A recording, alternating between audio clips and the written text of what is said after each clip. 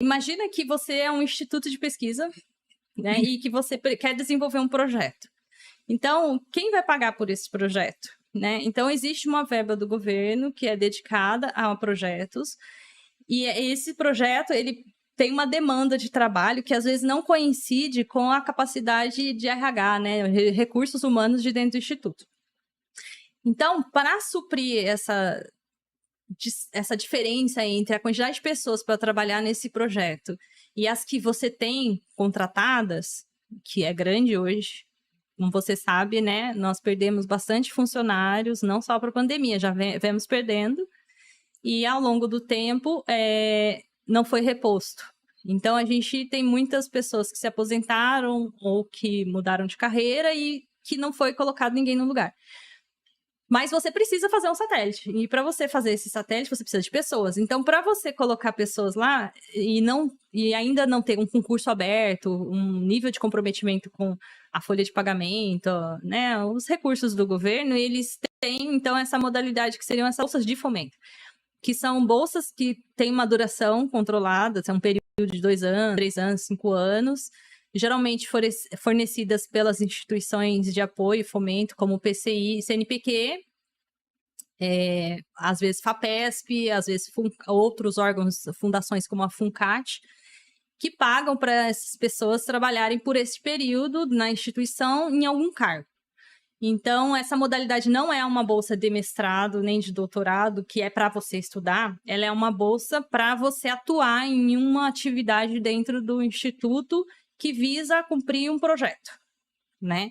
Então, no caso meu, na época, era uma bolsa do nível técnico para trabalhar no laboratório de computador de bordo na fabricação do satélite Cibers. Então, era previsto que esse contrato duraria 2 anos, então por 2 anos eu teria aquela bolsa e eu estaria, então, sujeita a fazer as atividades para aquele projeto funcionar. E você disputou essa bolsa? É o edital que eles abrem, aí as pessoas disputam? É um edital, inclusive tem um edital aberto hoje no INPE, está aberto até, não sei até que dia de abril, mas quem quiser saber, né? E aí lá tem a descrição do que a pessoa precisa ter ou ter de conhecimento, ou quais são as áreas nas quais ela vai atuar. E aí se ela atender aquele edital, ela concorre, né? Então, mas só que essa bolsa, então, às vezes você tem a bolsa como você vai fazer uma pesquisa dentro de um projeto, às vezes você vai desenvolver uma atividade mesmo, como ser técnico ou tal. Ou às vezes você vai ser contratado, que também era uma modalidade muito comum antes, eu não sei qual lei que o governo fez, não sei se foi em 2013, em que ele quis acabar com todas as pessoas que trabalhassem de forma terceirizada e passou a regra do atividade fim não pode ser terceirizada. Sim. Não sei se você se lembra disso. Eu lembro, eu não lembro o ano, mas faz por aí. Deu um problema enorme lá. Na época, porque teve que abrir um concurso meio que de emergência e contratar pessoas e aí fazer essa reposição, enfim. Porque você não poderia mais trabalhar numa atividade fim nessa modalidade de bolsa, né? Então, essa era a modalidade que eu trabalhei, que muitas pessoas no INPE trabalharam e que hoje ainda muitas pessoas trabalham. Interessante. É ruim. Mas é interessante que tenha, né? É melhor do que não ter, digamos. É ruim você tá porque você tem uma insegurança. Depois de um tempo acaba, mas... porque ela é uma bolsa que você vai receber um salário, normalmente defasado com relação aos outros. Você não tem vínculo empregatício, você não tem 13º, você não tem auxílio transporte, você não tem férias e você não tem os direitos regulares das pessoas, né? Que trabalham com CLT ou RJU. Sim. Então, eu espero que agora, com a mudança, né, e a das pessoas que estão conduzindo, né, essas modalidades, o Ministério, e não só, não é só da ciência e tecnologia, né, mas que conduzem essas instituições, e eu não sei nem se é possível, né, como mudar essa modalidade. Às vezes eu fico pensando, como mudar isso? Porque não é uma coisa que é só do Brasil, né? Sim. Não, e eu acho que tem algumas coisas. A primeira é a seguinte... Vamos imaginar que tivesse cheio de funcionários porque o que pode fazer é abrir concurso e ter muito mais funcionários para cumprir parte. Só que aí quando você faz isso, tem mais gente, mais projeto, mais ideia, mais coisa, e aí tem mais pesquisa, e aí precisa de mais gente. Então é uma coisa meio progressiva. Eu acho difícil que não haja esse tipo de de acesso por meio dessa bolsa. Eu acho que é uma coisa a mais, uma possibilidade a mais. O problema é ser a única possibilidade, eventualmente, que uma pessoa tem para acessar, né? Aí é que é complicado, porque ela não tem a margem de opção, né? Não tem outras possibilidades. Eu acho que a parte que eu fiquei mais... que foi mais difícil para mim na época, e eu acho que continua sendo hoje, é o fato dela não sofrer remuneração. Atualização de valores, né? Então, a gente teve a atualização recente das bolsas de mestrado e doutorado, mas não teve dessa modalidade.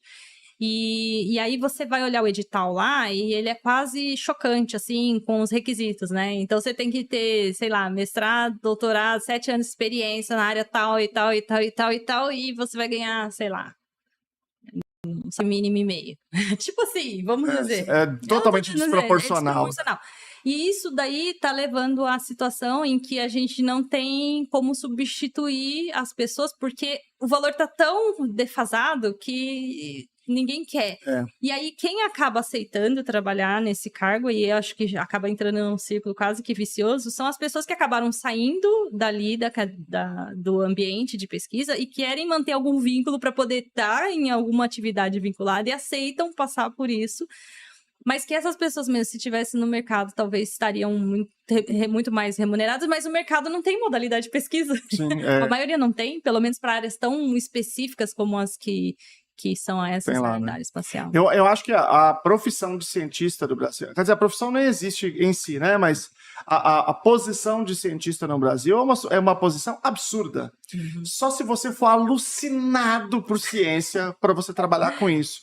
Porque não faz o menor sentido econômico você trabalhar com ciência. Imagina você um mestrado, quer dizer, a bolsa foi atualizada, mas foi atualizada por um novo patamar de uma bolsa ridícula. Né? Porque teria que ser muito, muito mais para ser uma coisa minimamente aceitável. Você passou pela mesma coisa que eu passei. Não tinha como você estar com uma bolsa de estudante, porque você tem uma família. Quer dizer, você tem uma... Ou seja, no frigir dos ovos, só é para seguir carreira acadêmica quem tem dinheiro. Então você acaba tendo um problema, um enviesamento econômico, socioeconômico muito grave, porque quem se torna cientista, em geral, é quem é de história e família rica, que não conhece o que é a vida do povo brasileiro. E aí você acaba tendo uma ciência muito dissociada do problema do Brasil, muito distante da vida real das pessoas que precisam, sabe, do mínimo para sobreviver. A ciência tem uma interface com a vida social, ela responde à vida social, ela precisa responder, muito grave. E aí a gente acaba tendo um mundo da ciência que é parte da elite, que é quem não precisa tanto, está numa parcela demograficamente, né, menos vulnerável. Então eu acho que tem um problema de elitismo na ciência muito grande. Fora que